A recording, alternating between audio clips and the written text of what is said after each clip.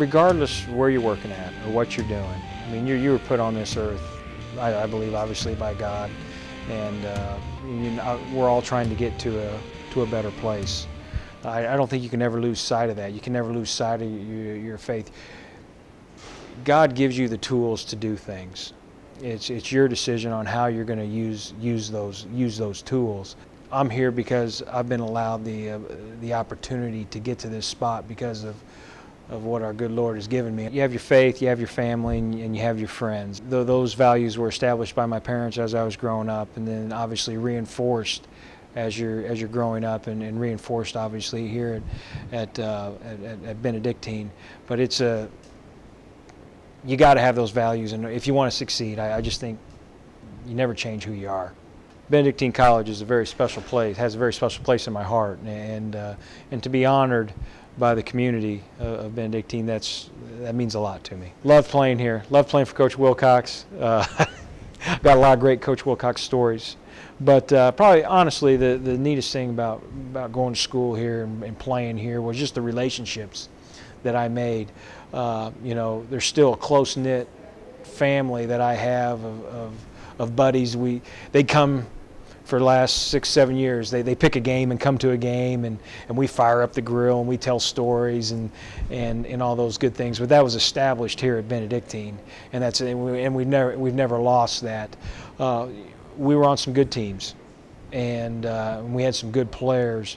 But I really think what made us good is we were a tight fraternity of brothers. On Sundays before we go to the games, Saturday night after our meetings, I should say, I always call home to see how the Ravens did on Saturday afternoon, and if I can't get an answer from my brothers or my mom or somebody, I can't reach them, then I go right to the paper and look at the scores. It's unbelievable. I mean, when we turn the corner and see all the new dorms and the buildings, and then the new academic building that they're building, the grotto, all those things, it's beautiful.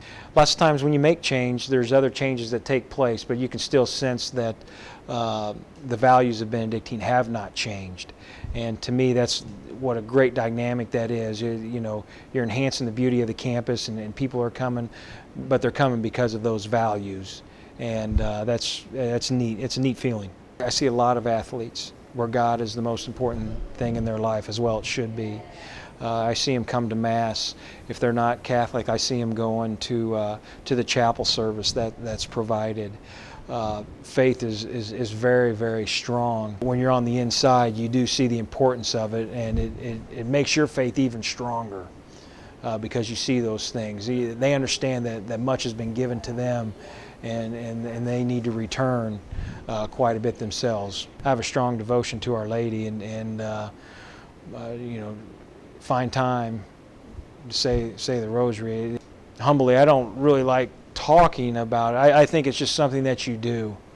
To me, it's not something that you're always promoting. I think it's something that, in my opinion, just for me, behind the scenes, I'm try to do the Lord's will, and just go about your business, and live a humble life, and do those things. In Chicago, we had a good Catholic nucleus, and obviously the McCaskies, who were the owners, very strong Catholics. In fact, she has a bumper sticker on her car that says "Pray the Rosary daily."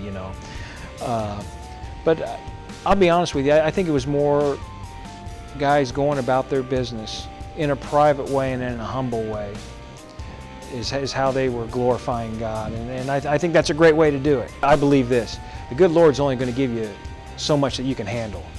And sometimes you might think it's overbearing. Unfortunately, I've been on 2 staffs that have been let go. I have looked for other employment when you don't want to look for employment. Your family likes it there, your kids like it, they have their friends, you're established. Then all of a sudden you have to uproot and leave because you don't win enough football games. Well, you always say one door closes, another one opens, and I do believe that. I mean, even in Chicago this year, we started off not very good. At the halfway point, we were 4-3. If we don't win, we all know that we're probably going to get let go, and you're nervous, and rely on your faith. The good Lord will take care of you.